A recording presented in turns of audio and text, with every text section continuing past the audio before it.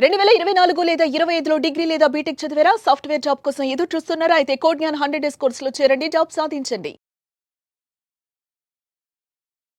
Welcome to Suman TV. నేను మీ Suman TV Nag. మహిళలు 6 గంటలు దాటిన తర్వాత సాయంత్రం వేళలో పోలీస్ స్టేషన్‌కి వెళ్లి కంప్లెయింట్ ఇవ్వొచ్చా?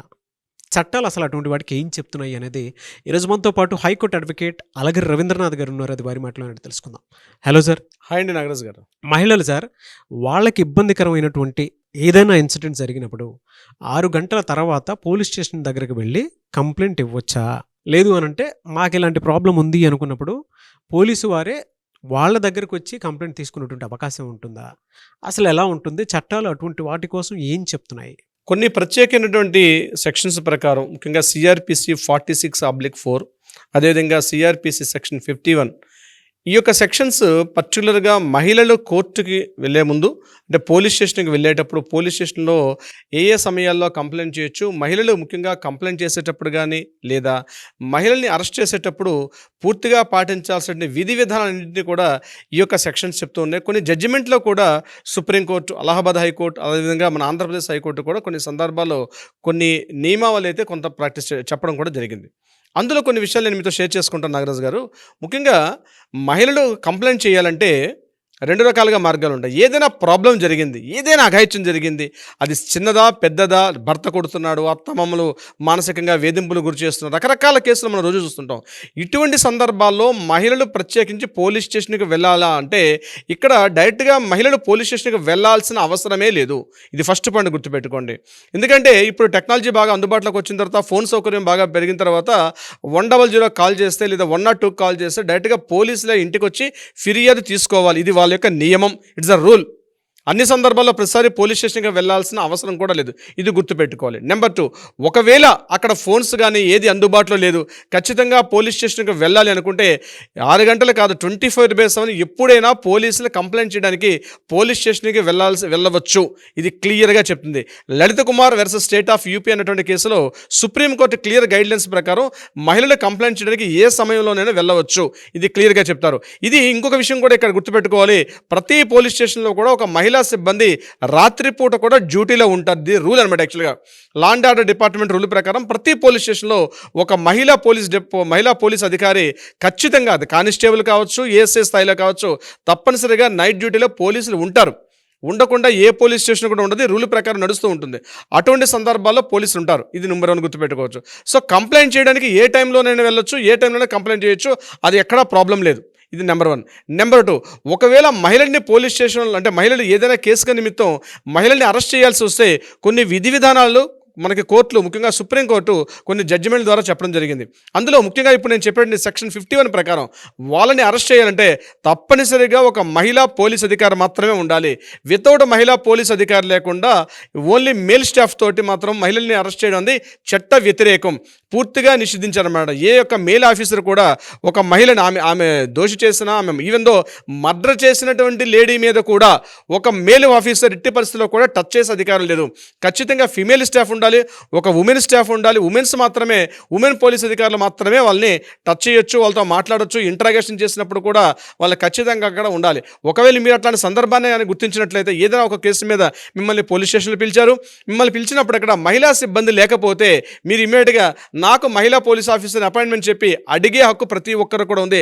ఆర్టికల్ 14, ఆర్టికల్ 21 ప్రకారం ఒక మహిళా ఆఫీసర్ని అపాయింట్ చేయండి, అప్పుడు మాత్రమే నేను మీతో మాట్లాడతానని చెప్పి మీరు ఆ పోలీస్ అధికారికి మీరు సూచించే అవకాశం కూడా మీకుంది. అలా ఒక మహిళా ఆఫీసర్ లేకుండా కేవలం ఒక గదిలో ఒక మేల్ ఆఫీసర్ ఒక క్లయింట్ని పిలిచి ఒక ఏదైనా కేసు నిమిత్తంగానే పిలిచి మాట్లాడే హక్కు అది ఏ స్థాయిలో ఉన్నటువంటి పోలీస్ ఆఫీసర్ కూడా లేదు. అది గుర్తుపెట్టుకోవాలి. ఇక్కడ మీరు అడిగిన ప్రశ్నకి ఏంటంటే, అరెస్ట్ చేసేటప్పుడు కొన్ని విధి విధానాలు ఉంటాయి. అదేవిధంగా పోలీస్ స్టేషన్లో కంప్లైంట్ ఇవ్వాలంటే కూడా ఏ సమయంలో వెళ్ళి పోలీస్ స్టేషన్లో కంప్లైంట్ ఇవ్వచ్చు. మరొకటి, ఆ సాయంత్రం 6 గంటల వరకు మాత్రమే అరెస్ట్ చేసే అవకాశం ఉంటుంది. ఉదయం నుంచి సాయంత్రం వరకు కూడా ఎప్పుడైనా మార్నింగ్ 6 to ఈవినింగ్ 6 వరకు మాత్రమే ఒక మహిళ సంబంధించినటువంటి ఒక విక్టిమ్ ఎవరైనా ఉండొచ్చు, లేకపోతే ఎక్యూజ్డ్ ఉండొచ్చు, అతనికి సంబంధించి వాళ్ళని ఇంట్రాగేషన్ చేయాలి, పోలీస్ స్టేషన్కి పిలవాలంటే ఆఫ్టర్ 6 తర్వాత ఎట్టి పరిస్థితుల్లో కూడా మహిళల్ని పోలీస్ స్టేషన్లో పిలవకూడదు. ఇది ఖచ్చితంగా మన government of India rules, law and order డిపార్ట్మెంట్లో కోర్టు ద్వారా ప్రతి మహిళ పొందిన హక్కు. సాయంత్రం 6 గంటల తర్వాత ఎట్టి పరిస్థితుల్లో కూడా ఏ కేసుకైనా, అది సివిల్ కేసు అయినా క్రిమినల్ కేసు అయినా ఏ కేసుకైనా సరే ఎట్టి పరిస్థితుల్లో కూడా పోలీస్ స్టేషన్కి పిలిచే హక్కు ఏ పోలీస్ అధికారి కూడా లేదు. కానీ తప్పనిసరి స్థితిలో పిలవాల్సిన పరిస్థితి వస్తుంది. కొన్ని కేసుల్లో ఇంపార్టెంట్ ఇష్యూస్ ఉండేటప్పుడు మాత్రం తప్పనిసరిగా అక్కడ మహిళా పోలీస్ అధికారి ఉండాలి. అది కూడా మ్యాజిస్ట్రేట్ పర్మిషన్తో ఉండాలి. వితౌట్ మ్యాజిస్ట్రేట్ పర్మిషన్ లేకుండా డైరెక్ట్గా పోలీస్ స్టేషన్కి మెయిల్ని ఎట్లయితే పిలుస్తారో డైరెక్ట్గా పిలిచి ఇంటరాగేషన్ చేసే అధికారం ఆ పోలీస్ అధికారం మీద ఇటుపస్ లేదు. ఖచ్చితంగా మ్యాజిస్ట్రేట్ యొక్క అనుమతి తీసుకొని మాత్రమే పోలీస్ స్టేషన్కి పిలవాలి, పోలీస్ స్టేషన్లో ఇంటరాగేషన్ చేయాలి. సో ఇది క్లియర్గా సెక్షన్స్ చెప్తున్నాయి. ఏదైనా సందర్భం ఉంటే అందుకనే ప్రతిసారి పోలీస్ స్టేషన్కి వెళ్లకుండా చేతిలో ఉన్న మొబైల్తో కూడా ఏదైనా కంప్లైంట్ ఇవ్వచ్చు.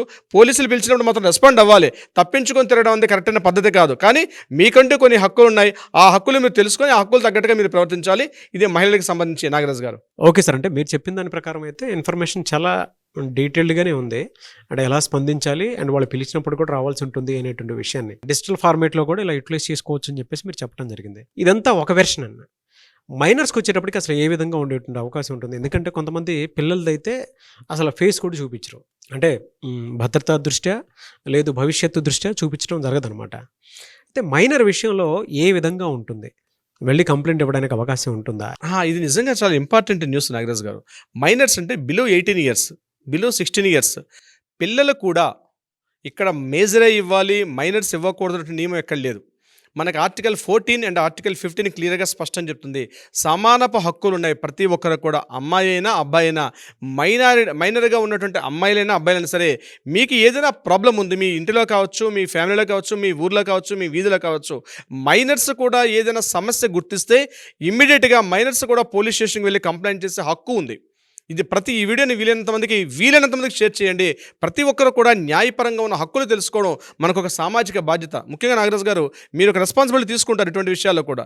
సో మైనర్స్ మీద చాలా చాలా తక్కువ వీడియోస్ ఉంటాయి. కానీ మైనర్స్ కూడా తప్పనిసరిగా హక్కులు తెలుసుకోవాలి. ఏంటంటే మీరు కూడా పోలీస్ స్టేషన్కి వెళ్ళి ఎవరి మీదైనా కంప్లైంట్ ఇవ్వాలంటే కూడా ఇదే హక్కులు వర్తిస్తాయి. అంటే మీరు 6 గంటల తర్వాత మీకు నియమం ఉంటుందంటే మైనర్స్ అయినా సరే ఒక కంప్లైంట్ ఇస్తే ఇమ్మీడియట్గా తీసుకోవాలి. మైనర్ వెళ్ళి ఒక కంప్లైంట్ ఇస్తే ఇమ్మీడియట్గా తీసుకోవాలి. అక్కడ స్టేషన్ ఆఫీసర్ కానీ ఒక ఎస్ఐ ర్యాంకులో కానీ ఏఎస్ఐ ర్యాంకులో కానీ ఒక మైనర్ వచ్చి ఒక కంప్లైంట్ ఇస్తే ఇమ్మీడియట్గా అక్కడ బేసిక్ ఇన్వెస్టిగేషన్ చేసి బేసిక్ అక్కడ ప్రాథమిక విచారణ చేసి ఇమ్మీడియట్గా ఆ కేసును కట్టమని చెప్పి సుప్రీంకోర్టు అనేక సందర్భాలు చెప్తుంది. నాట్ ఓన్లీ మైనర్సే కాదు, ఇందాక మీకు ఒక పాయింట్ చెప్పడం కూడా మర్చిపోయాను, మహిళలు కూడా ఏదైనా సందర్భంలో పోలీస్ స్టేషన్కి వచ్చి రిటర్న్ కంప్లైంట్ ఇస్తే ఇమ్మీడియట్గా తీసుకోవాలి. సమయం కూడా వృధా చెయ్యవద్దు అని చెప్పి కూడా మనకి ఒక జడ్జిమెంట్లో కూడా చెప్పడం, సమయం కూడా వృధా చేయదు, టైంని వేస్ట్ చేయవద్దు. మీరు పోలీస్ స్టేషన్కి వెళ్ళాలంటే విత్ ఇన్ మినిట్స్లో ఒక కంప్లైంట్ ఉందంటే కంప్లైంట్కి ఫైల్ చేయాల్సిందే తప్పించి మేము ఆలోచిస్తాం అంటే ప్రాథమికంగా ఉన్నటువంటి ఆ ఇన్ఫర్మేషన్ దొరికింది అంటే ఎవిడెన్సెస్ ఉన్నాయి అంటే ఒక మహిళ వచ్చి బేసిక్ ఎవిడెన్స్తో వచ్చి ఈ రకంగా నాకు జరిగింది, నా మీద కంప్లైంట్ తీసుకోమని చెప్పి ఒక మహిళ వచ్చి చెప్పినా, ఒక మైనర్గా ఉన్న అమ్మాయి అయినా అబ్బాయి అయినా ఎవరు చెప్పినా సరే ఇమ్మీడియట్గా కేసు ఫైల్ చేయాల్సిన అవసరం, సమయం కూడా వృధా చేయకుండా ఫైల్ చేయమని చెప్పి సుప్రీంకోర్టు ముఖ్యంగా ఈ D K Basu versus state of West Bengal అనే కేసులో స్పష్టంగా చెప్పింది. అంటే మహిళ వచ్చి పోలీస్ స్టేషన్కి ఎక్కినా లేదా ఒక మైనర్ వెళ్ళి మాట్లాడినా ఇమ్మీడియట్గా కేసు ఫైల్ చేయాల్సిందే. ఇందులో ఎక్కడ మినహాయింపు ఎక్కడ మాత్రం పోలీస్ స్టేషన్ ఇవ్వలేదు నాగరాజ్ గారు. ఇలాంటి పరిస్థితులు ఇలాంటి ఇన్సిడెంట్స్ ప్రతి ఒక్కరూ ఫేస్ చేస్తూ ఉంటారని, అటువంటి వాళ్ళు వీడియోస్ చూసిన తర్వాత okay he's the right person, I think high court advocate Alagar Ravindranath గారిని కలవాలి అనుకునేటువంటి వాళ్ళు, అపాయింట్మెంట్ తీసుకుందాం అనుకునేటువంటి వాళ్ళు చాలామంది ఉన్నారు. మిమ్మల్ని అప్రోచ్ అవ్వాలంటే ప్రాసెస్ ఏంటి? తప్పనిసరిగా నాగరాజ్ గారు ముందుగా ఒక రెస్పాన్సిబిలిటీ, ప్రతి ఒక్కరికి ఒక సామాజిక బాధ్యత ఉంది. వీలైనంత మందికి ఈ వీడియోని షేర్ చేయండి. అట్ ద సేమ్ టైం నేను మరొక విషయం కూడా చెప్తున్నాను, కింద స్క్రోల్తో నెంబర్ని కాంటాక్ట్ చేయగలిగితే మన లీగల్ టీం వాళ్ళకి అప్రోచ్ అవుతారు, కావలసిన సలహా సంప్రదింపులు కూడా ఇచ్చే ప్రయత్నం చేస్తారు. ప్రతిరోజు కొన్ని వందల కాల్స్ వస్తుంటే కొన్ని సందర్భాల్లో లిఫ్ట్ చేయలేకపోవచ్చు. అటువంటి సందర్భాల్లో కింద వాట్సాప్ నెంబర్ ఉంది, కంటెంట్ మీరేమనుకుంటున్నారో విషయాన్ని ఇవ్వండి, మన లీగల్ టీం వస్తారు. బట్ ఏదైనా ప్రైర్ అపాయింట్మెంట్ తీసుకొని రాగలిగితే మాత్రం చాలా ఈజీగా ఉంటుంది Nagaraj garu. Definitely sir, thank you so much Alagar Ravindranath garu. Thank you so much Nagaraj garu. చూసారు కదండి వీడియో. ఈ వీడియోపై మీ అభిప్రాయాన్ని కమెంట్ బాక్స్లో పోస్ట్ చేయండి. మీకు ఏదైనా డౌట్స్ ఉంటే మాత్రం కింద కమెంట్ బాక్స్లో మాకు వీటి మీద సలహాలు సూచనలు కావాలంటే వాటి మీద మేము వీడియోస్ చేస్తాం. లేదు పర్సనల్ అపాయింట్మెంట్ కావాలనుకుంటే మాత్రం స్క్రీన్ మీద అలగర్ రవీంద్రనాథ్ గారి కాంటాక్ట్ నెంబర్ కనిపిస్తుంది, దానికి మీరు కాల్ ఆర్ మెసేజ్ వాట్సాప్ చేసి అపాయింట్మెంట్ బుక్ చేసుకోండి. ఈ వీడియో లైక్ చేయండి, షేర్ మాత్రం తప్పకుండా చేయండి. ఇలాంటి మరిన్ని వీడియోస్ కోసం మా ఛానల్ ఫాలో అవ్వండి. Thank you. సుమన్ టీవీలో మీ పర్సనల్ అండ్ బిజినెస్ ప్రమోషన్స్ కోసం కింది నెంబర్కి కాంటాక్ట్ చేయండి.